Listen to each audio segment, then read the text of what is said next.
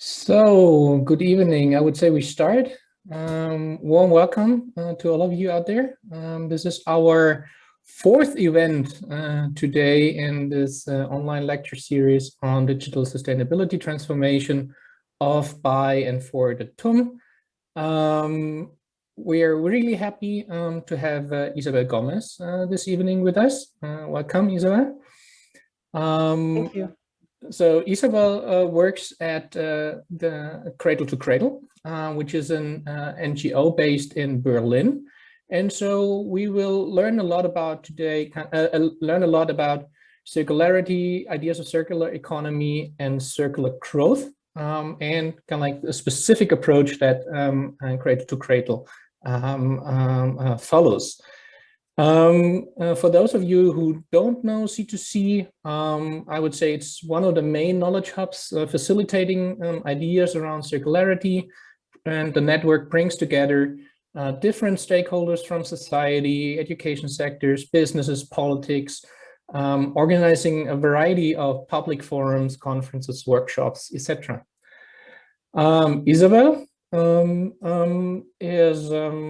works with the C2C since a couple of years in the sector of public relations and communications.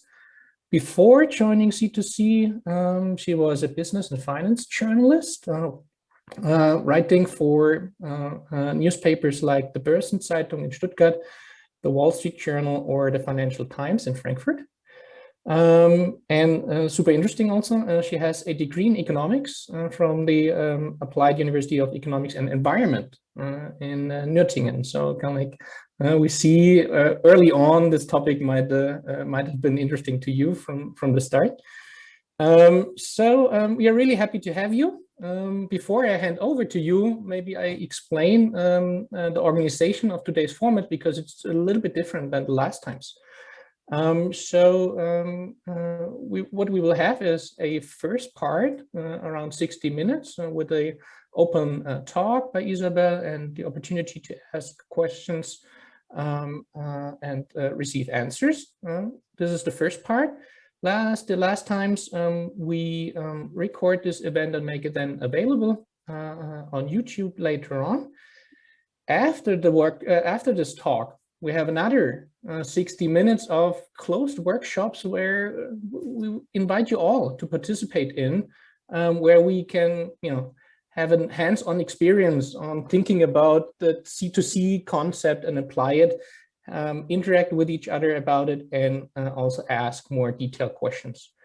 For this reason, we will switch then from this webinar to a Zoom meeting room. I will post the link later so that you can then participate with this new link as well. And of course, we look forward to see as many of you there in this hands-on tutorial then afterwards as well. So without further ado, Isabel, I hand over to you. Thank you very much for being with us, and the floor is yours. Yeah, thank you very much for having me, Marcus, and for the nice introduction. I'm actually working at Cradle to Cradle NGO for a little bit over 1.5 years approximately. And yeah, as you mentioned, in communications and PR. And today, I'm going to talk a little bit about what is Cradle to Cradle, and also in the context of universities, and also in the context of entrepreneurship. Digitization as the other leitmotif of your Ringvorlesung will also play a role in that. I hope it's approximately half an hour. I hope I didn't bring too many slides. Then we have time for discussion, and yeah, as you mentioned, the second hour will be our workshop where we, or you, will be designing your own Cradle to Cradle product.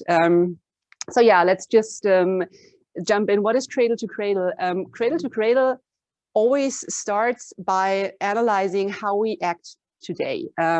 So we are looking at our world, and we try to find out how we design products, from toothbrushes to buildings. How do we produce and how do we consume them, and what happens to them after the usage? The problem is they end up as waste usually.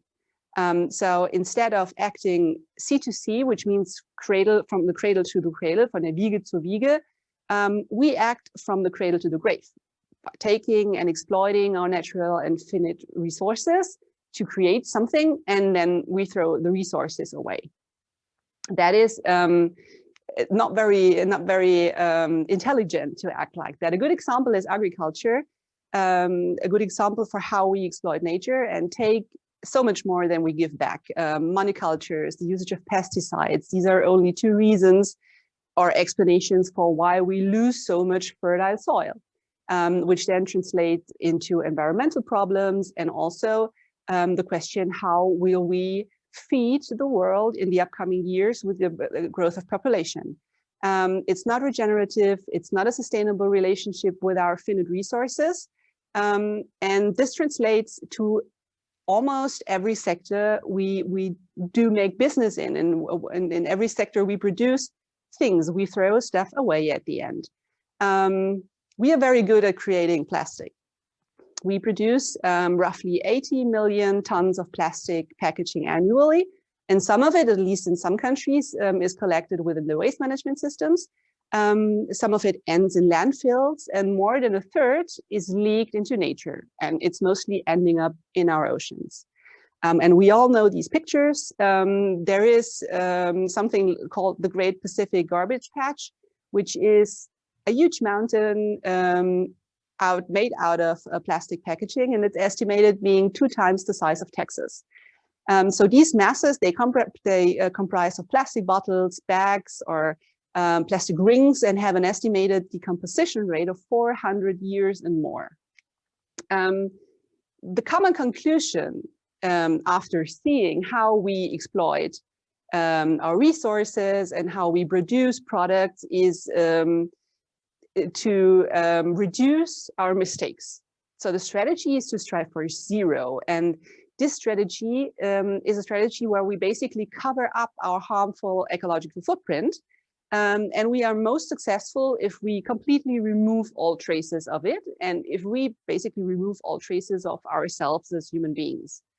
And we think that this strategy is neither applicable as a solution on a global level, nor is it realistic, because zero carbon emissions, when have humans ever been carbon neutral? We never have, because we breathe. And as long as we do so, we emit. The textile industry is one of the most harmful industries to the environment and our health in general. It's the focus of environmental organizations, and it rightly is so. And the industry is moving forward, but for 7 years, the industry is detoxifying now. This means it became less bad, it became less toxic, it became less of many things, but that does not equal good. So there is a difference between being less bad and less harmful, and being truly good and contributing something positive to our health and to our environment. So what impact does this mindset, this goal of zero everything have? Is it the appropriate mindset? Does it inspire all the innovations we do need to tackle the intertwined problems like climate change, the squandering of resources, the pollution of our environment, and threats to our health? Let's take a critical look at what zero looks like. This is, on one side, the classic concept of sustainability. It means we try to increase our economical wealth, and we increase the quality of our social structure, but we try to reduce our ecological footprint.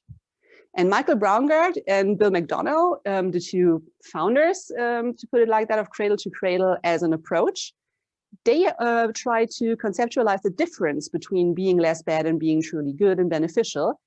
And they ask themselves, what if we also try to maximize our ecological footprint? A positive ecological footprint we can achieve as humans. And to get to this point, to this positive footprint, we need to rethink completely how we act and how we measure success. So today we try to be efficient. We think, for example, of the packaging that says it contains 3% less plastic. For the veggie sauce or whatever, a dish soap or a soda, whatever you buy. Is that really so noteworthy? Well, in the current way of thinking about sustainability goals, yes, it is. In efficiency, the problem for us is that we are still thinking about end-of-pipe solutions.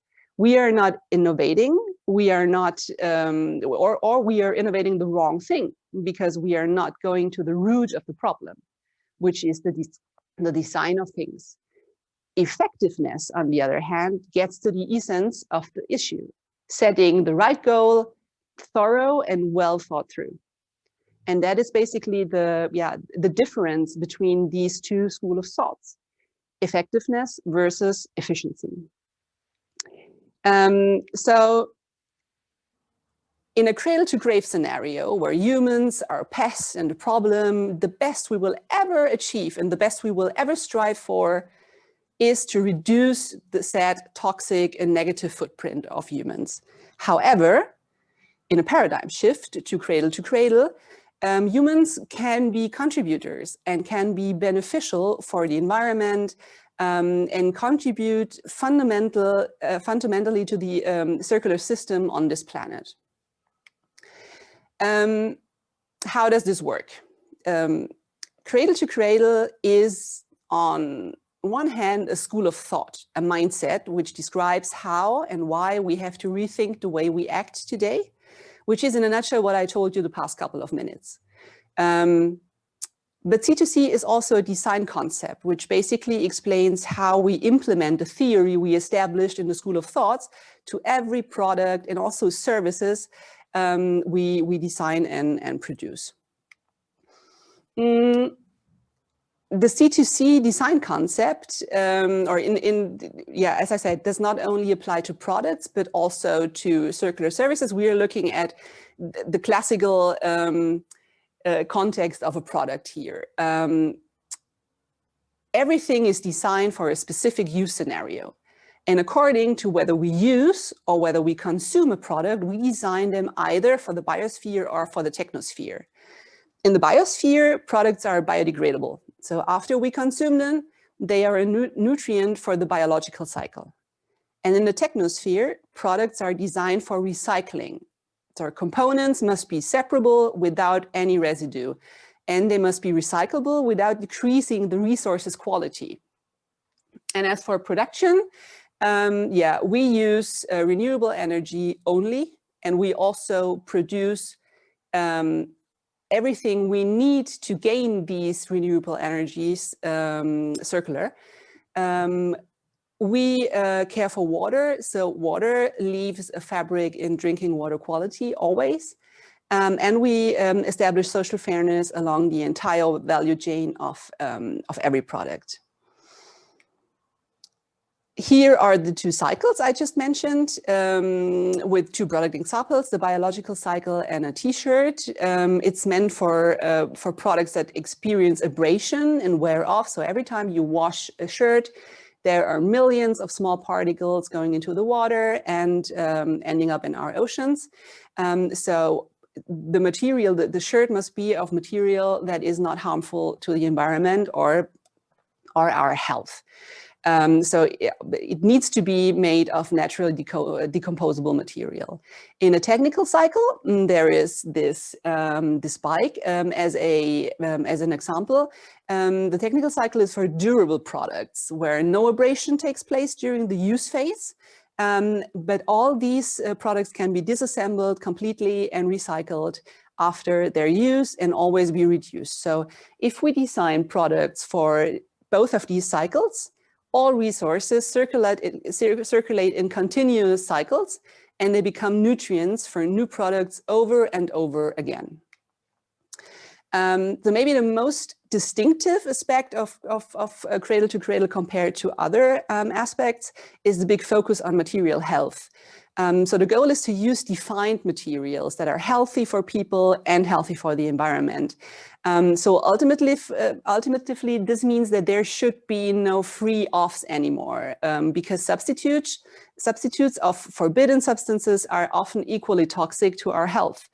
It's more important for us what substances a product contains than which ones the product does not contain. A good example is the use of asbestos in brake pads for cars.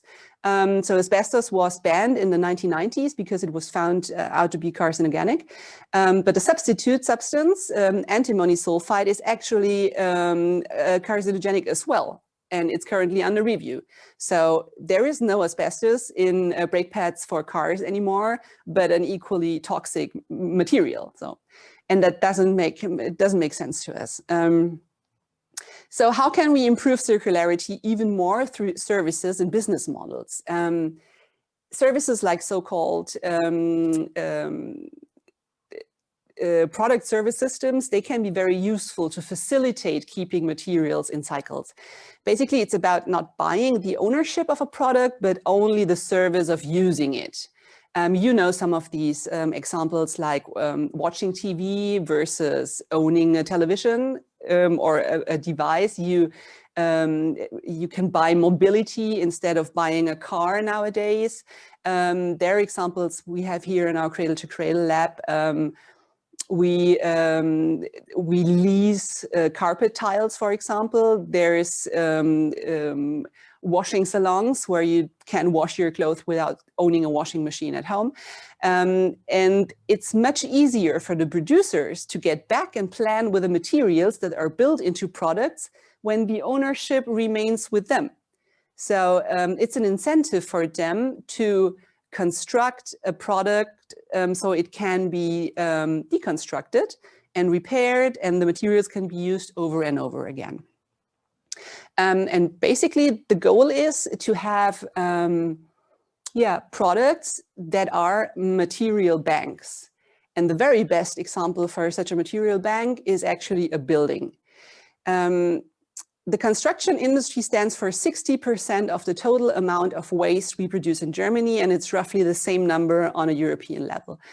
So the usage of buildings as material banks contributes directly to a circular construction sector if we construct and design according to cradle-to-cradle criteria and build with cradle-to-cradle materials, because they can be recycled and reused and built back over and over again. And lastly, it increases the residual value of buildings, because as long as the materials are part of a building, they maintain their value. So because they're not becoming waste. Chances are that the value even rises, especially for materials that that already are scarce, because we use so many of them and threw them away in the end.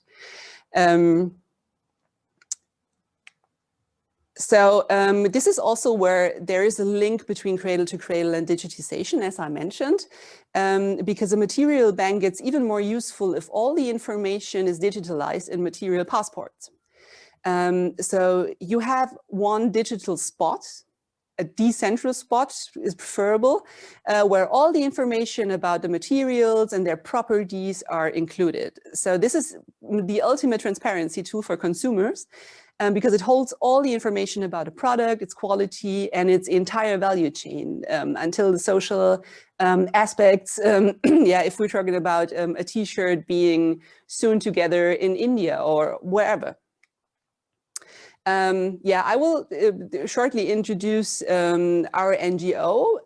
Marcus, you already mentioned it. We are a nonprofit organization in Berlin, and we try to make everything I just told you common sense. So our goal is, our vision is a world in which cradle to cradle is being established in every industry, in every branch, and specifically the mindset is there. We have about 20 people here, but we're steadily growing, which is a good thing. That's some of the stuff we do. We are doing educational and networking events, but we also initiate cradle-to-cradle products because we encourage and support actors to realize cradle-to-cradle projects.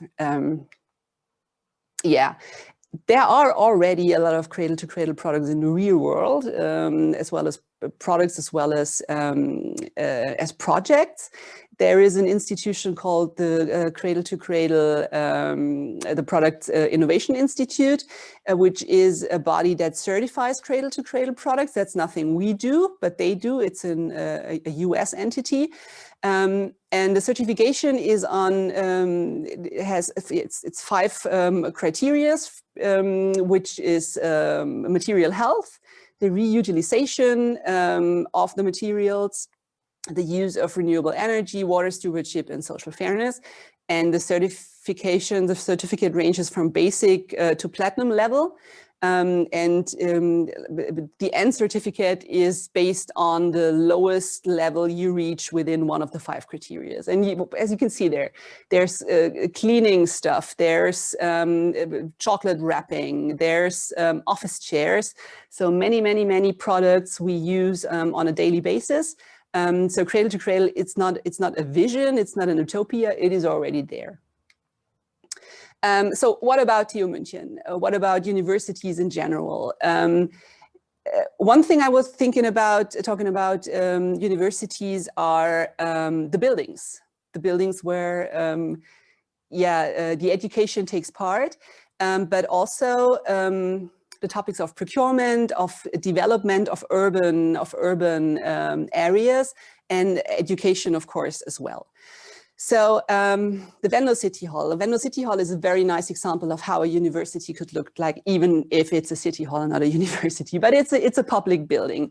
And additionally to everything you can see here, all the benefits that that are listed here, so green facades, the usage of rainwater, solar energy, etc. Within the first year of usage, the sickness absence rate decreased by 20% in this building, because the employees now work in healthy buildings. So from our point of view, this is a super important factor when we talk about public buildings like schools or kindergartens or universities. Students, everybody, but especially the younger generations, they should be able to spend their time, and they're usually when we're not in a pandemic, we spend a lot of time in schools and universities. So these should be healthy buildings. Now, the Venlo City Hall was newly built. Many university buildings are already there, but Cradle to Cradle can also be something for a refurbishment, for a renovation. That's what we did in our Cradle to Cradle lab here, which is our office, our head office. It's an educational center and it's a living lab. And that's how it looked. I'm actually here now. So this is the room you can see on the picture. And it was a former pharmacy in a typical Berlin Plattenbau from 1986. It was full of toxic materials, for example, the floorings. We took the most toxic materials out. We reused some of the materials like the tiles you can see there. And then we refurbished the entire 400 square meters with Cradle to Cradle material and Cradle to Cradle products. And this is how it looks today. So these are the rooms we are normally working in.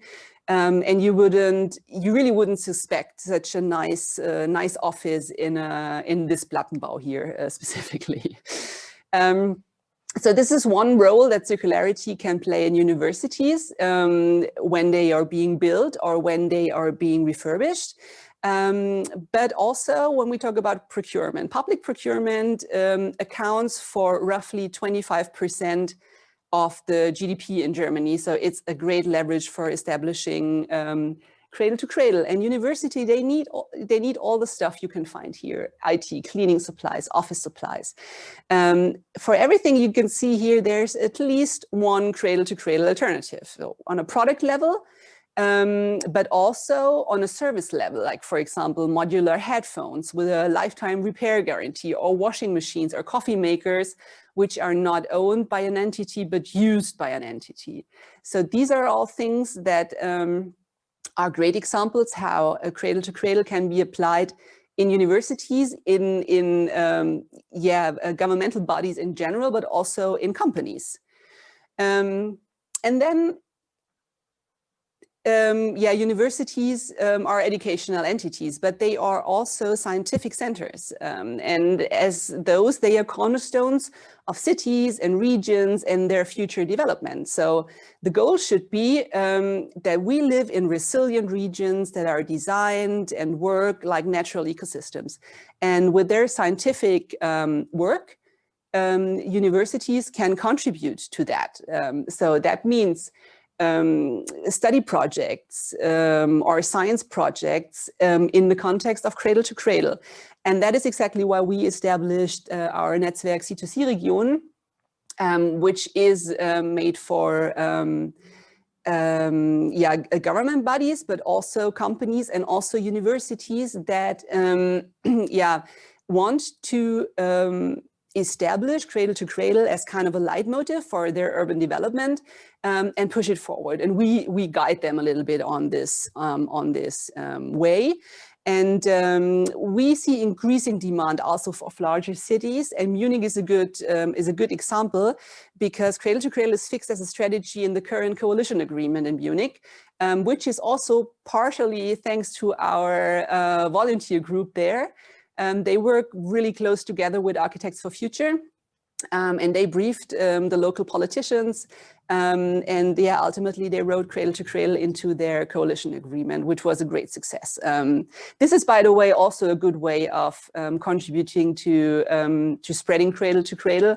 We work with more than 800 volunteers in the German-speaking world, so Germany, Austria, and Switzerland, in regional groups, but also in thematic groups. For example, we have a so-called Bündnis Bau, and they do projects in the realm of Cradle to Cradle in the construction and architecture context. And when we talk about education per se, we think it is very important that we need Cradle to Cradle as a fixed content of curricula, starting in kindergartens and primary schools. And of course, it does not mean that 6-year-olds should be educated on the chemical composition of car tires or something like that. But Cradle to Cradle, as I mentioned before, it's a mindset, and it is an approach to view the world differently and try to find positive solutions, to create good and effective solutions instead of only trying to be less harmful. So reduction only paired with a bad conscience will not lead to the innovations we need. And we think that you cannot be too young to get to know this positive mindset. And that's why we work together with schools and also with universities through workshops like this one. Our managing directors, Tim and Nora, they are lecturers at different universities in Germany. And we have my colleagues, Anna and Gianluca, which you can see here on this video screenshot. And they work on establishing a very broad database of C2C knowledge, as well as educational material for different school forms and also different age cohorts. Entrepreneurship is another thing I would like to talk to you about, because I know it plays a crucial role at TU München. And there's another link to Cradle to Cradle, because we love working with founders, because we think that there is no better way to become a C2C company than already starting as one. And fortunately, there are more and more companies or startups who do so. So what defines a Cradle to Cradle startup? Basically, which materials are used for the products you want to produce? How are your production processes, and what is your business model? So in a full Cradle to Cradle startup, Cradle to Cradle penetrates every aspect of your of the company you want to build. So Cradle to Cradle is everywhere. And I brought some examples to show you what this means in practice. This is Melaware. Melaware was founded in 2014 by Henning Siedentop in Kassel. And additionally to the things you can read on the slide, they do not design fashion products that will be in style for a couple of months and then suddenly they are not anymore. So they produce basis and essential apparel, bags and shoes that can be worn for years. Their entire value chain is transparent. They have the highest industry standard for social auditing for their production company in India that they work with. And they just do not do expensive marketing stunts and PR campaigns with models, etc. So, and it works well for them since 2014. Then another great example is Bionics. Bionics was founded by Stefan Hunger in 2015. He heard of Cradle to Cradle and left his job actually to found Bionics because he was convinced that this is the way to go. Bionics is a drinking bottle made of a polymer based on mineral oil, but its chemical structure is manipulated for circulation in both the biosphere and the technosphere. So it's fully compostable and it's fully recyclable. And this manipulated fiber is also used in textiles. So there are companies, Wolford, for example, they use this fiber to make leggings and underwear and shirts like that. Bionics bottles, they do not have seals or coatings. So Stefan is keeping it simple here. It's only monomaterials, which facilitate the recyclability. And then there is Traceless, found by Anne Lamp. She has been a C2C NGO volunteer since 2014 and a background in process chemistry. And she developed Good Plastic, which is fully compostable in 2 to 9 weeks, and it's protein-based on residues from the production of animal feeds. So it doesn't even harm, let's say, the human nutrition chain. And plastic in general is a great material because it's durable, it's flexible, it's robust, it's light, but it contains so many toxic additives like plasticizers. There are barely monomaterials on the market, and only monomaterials, they would be recyclable in a really good and high quality. For some applications, you cannot use recycled materials, like in the context of food or pharma, because the quality is too low. And Anne, yeah, she invented something that can be used in some contexts and can replace plastics as we produce them today in some applications, not in all of them. But yeah, they are talking actually to big companies who are very interested in this material, and yeah, we hope for success for Anne and her colleagues. So that's it from my side for this moment. I hope it was interesting, and I'm looking forward to your questions now. Thank you, Isabel, for this kind of like, broad overview about the design, the concepts, the products, some ideas. I invite all of you out there to hand in your questions via the Q&A function. I will also, during the next couple of minutes, open the chat so that I can post the link for the later workshop. But at the moment, please send in your questions to Isabel. To give you some time, I of course have some questions. Maybe let's start with you. I do the icebreaker, and then the others have some time to think about some more questions.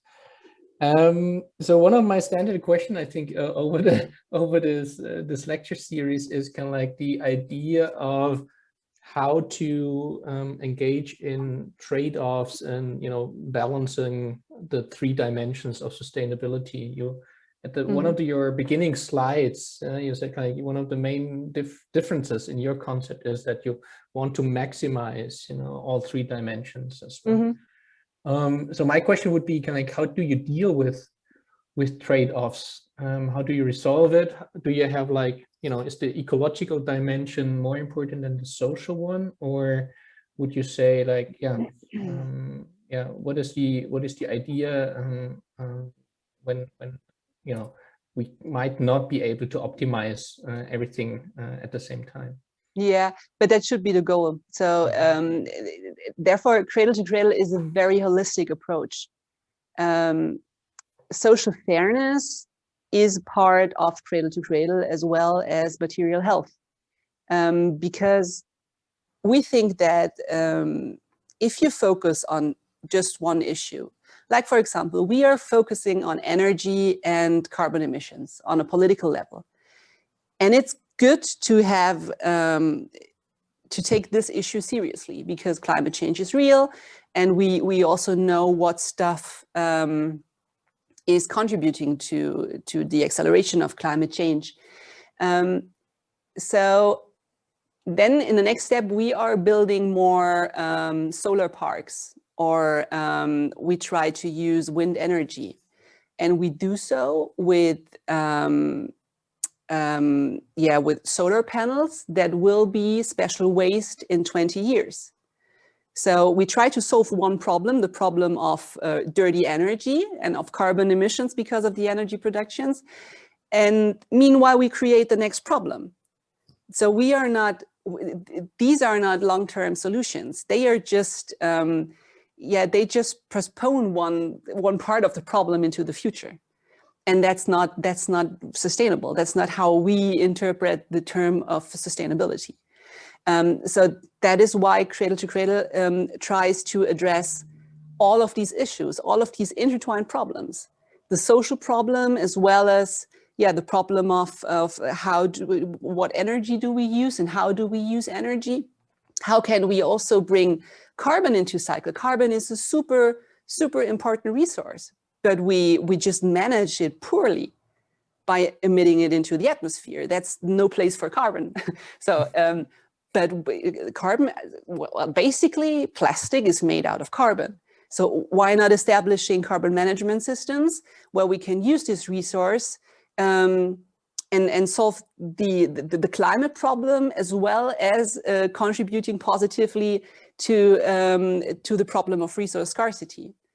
So that's what I like about Cradle to Cradle, that it does not focus a single thing and a single issue and tries to solve a single problem, but it tries to, it's a holistic approach, taking into account everything. Will we be there in 10 years?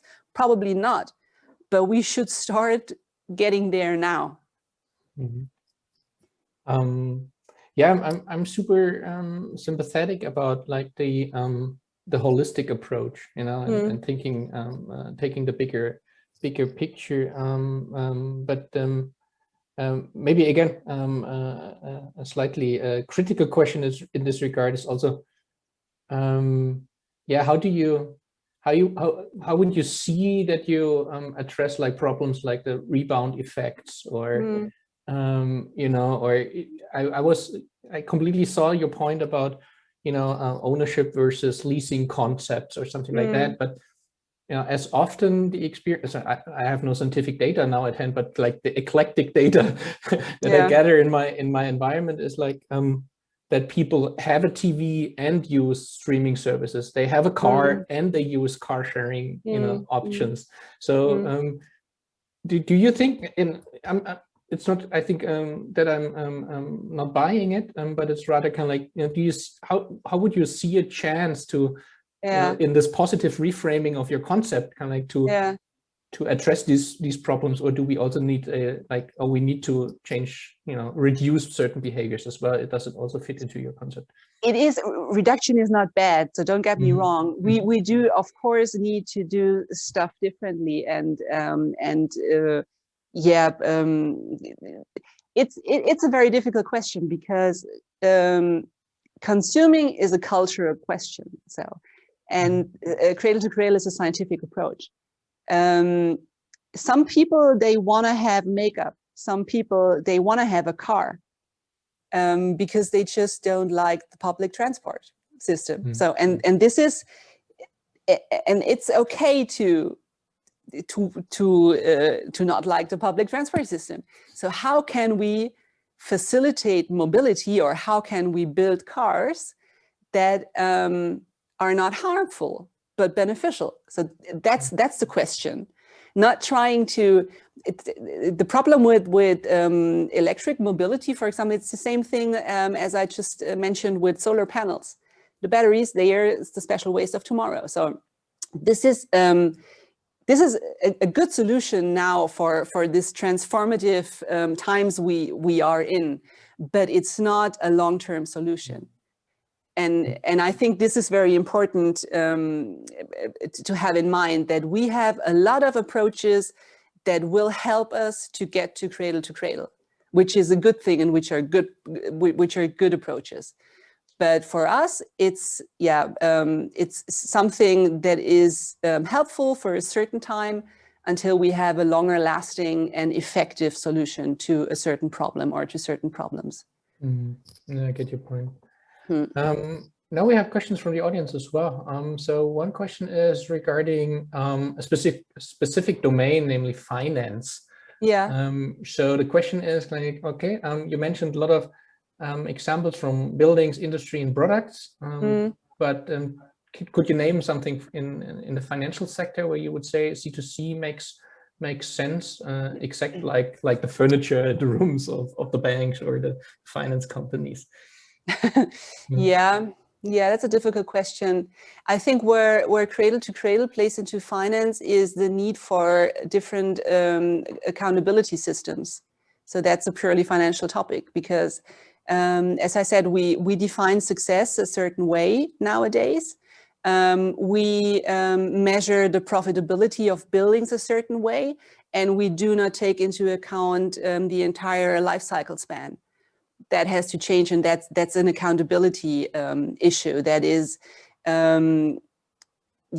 for example, taking into account the value of all the materials in a building throughout the entire life cycle, and taking into account that you can reuse them, that they do not use value. So these are approaches on a financial level that are also needed to get to a circular society or a circular economy. Another question, also with regard to finance, but a different one. With regard to pricing, could you say something how the products that you mentioned and that have the C2C concept underlying, how they compare to traditional products? Are they more expensive? And then the second part of the question, what should be or could be done in order to make C2C products economically more attractive? Well, the first part of the question, no, they are not necessarily more expensive. When I showed you the slide with the companies that already produce according to cradle, you saw companies like C&A or Werner and Merz. They are producing the Frosch cleaning agents, which you can find in any supermarket, not just organic supermarket chains, but normal supermarket chains for the same price than other cleaning agents. The C&A shirts or sweaters as well, they are being sold in the C&A shops for the same price. Lidl was designing cradle to cradle sleepwear for a very low budget. So no, it does not have to be more expensive. Of course, the bigger the company is, the better the scalability is, and the cheaper the price can be. So there are also examples for C2C startups with a very high price point. But these are small startups. They are just starting up production. So if they produce in bulk sometime, it will also make the stuff they are producing cheaper, of course. And the second question, or the second part of the question, we are subsidizing on a political level today practices and products that are harmful. Producing virgin plastic is free of the energy tax. So automatically, producing virgin plastic from mineral oil is cheaper than using and producing recycled plastic. And we think that this has to change. We don't need to subsidize C2C startups. we need to end subsidizing bad stuff, bad products, harmful products, and harmful production methods. And this is only one example. Agriculture is another example. It's we are subsidizing quantity instead of quality, and the bigger the agriculture companies we subsidize are, the more harm they do to our soils. And I just explained the problem that comes with that, with monocultures and the use of pesticides. So all these subsidies, they should start to internalize the external costs these products or production processes have.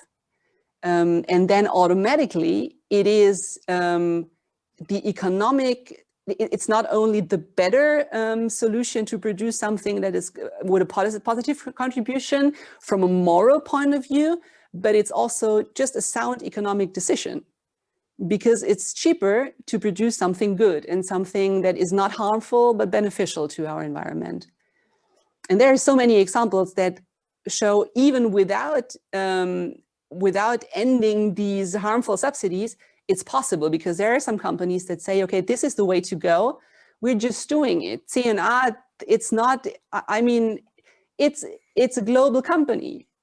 It's not, it's not a small, a small company at the corner of your street. They are huge, and they took this decision fully understanding the risk they were taking, and it's working for them. So it is possible, but to have it on a more broader level, which we urgently need, we need to internalize these external costs, because there are some people earning a lot of money with a lot of products that do not make any sense at all. And we as a society, we pay for the cleaning up their messes. And that's not logical. Mm-hmm. I posted the link for the workshop later in the chat. I hope that all of you can enter that. If not, please send me via the Q&A function a message that it's not working. But you should have access to the chat and see the link there for the workshop later in 10 to 15 minutes. Another question then, kind of like, could you, if you think about like easy wins, like, or, low-hanging fruits, what comes to your mind? What would you, would you think like this would be so easy to implement, cradle to cradle in this kind of areas or fields, but haven't done so far? Well, for me, it is the internalization of external costs, because I mean, this is a problem that is well known also in politics, also on a European level, but it's just not, there's just no change, because it wouldn't mean that growth has to stop. That's the good thing about cradle to cradle. You can earn good money with good products. And that's the difference between us and the people who say, we have to produce less, we have to consume less. So it's not necessarily, it doesn't have to be necessarily that way in every aspect. And that makes me wonder, it would be so easy, and it's a good story to tell, and it's a good incentive, or it's something positive to tell companies, hey, you innovators, you're innovating so many things, innovate in that direction.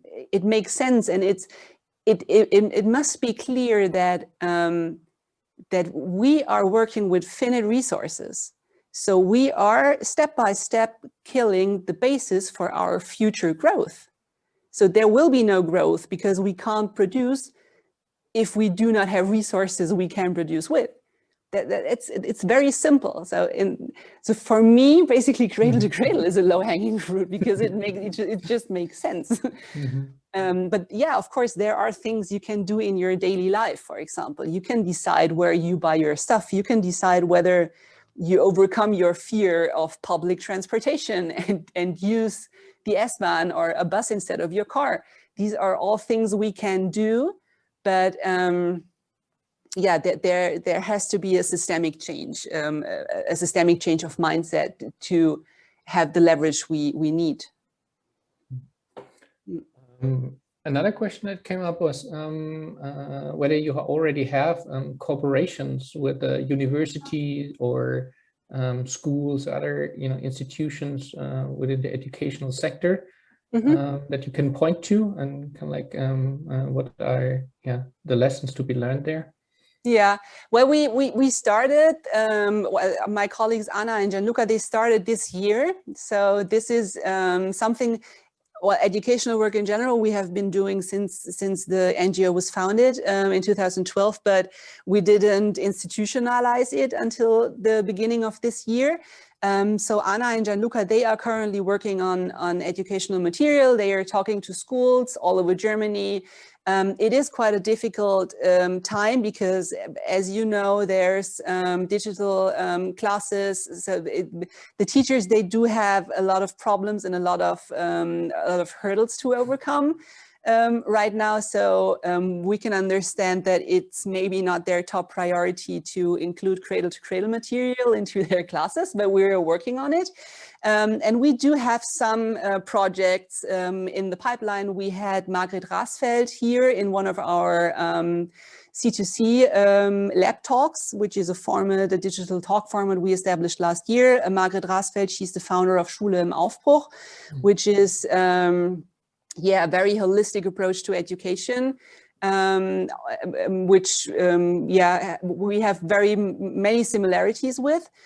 So we are talking to them, for example, and thinking about cooperations with them. And then, of course, we are keeping close contact to some professors that already do include cradle to cradle into their curricula. It's often not necessarily like a chemical studies or something like that, but it's more entrepreneurship and business stuff they are usually lecturing, and how cradle to cradle can, from an innovation point of view, can contribute to growth. That is one aspect of cradle to cradle in those curricula. Yeah, and we also had at the beginning of this year a very interesting panel with 3 professors who were actually talking with Nora, one of our managing directors, exactly about that. Yeah, and of course, they are giving lectures here at in Berlin at Duale Hochschule Baden-Württemberg. So they spread the word in the universities as well. Yeah. Okay. Are there any more questions from the audience?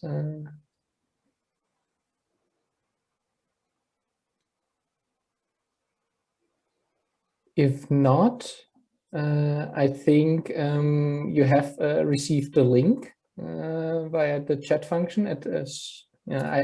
At least I haven't heard back from you that you were not able to find it. Please copy that link now. We will switch rooms.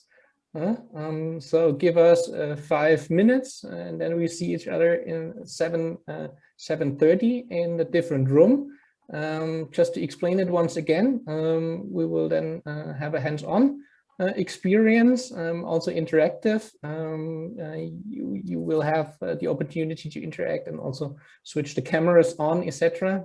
This will be closed and not recorded. Yeah, thank you to Isabel for the first part. Yeah. This was super interesting. At least I learned a lot. I think the others as well. Yeah, and then we are now curious for the second part. Yeah, me too. See you in 5 minutes. Great.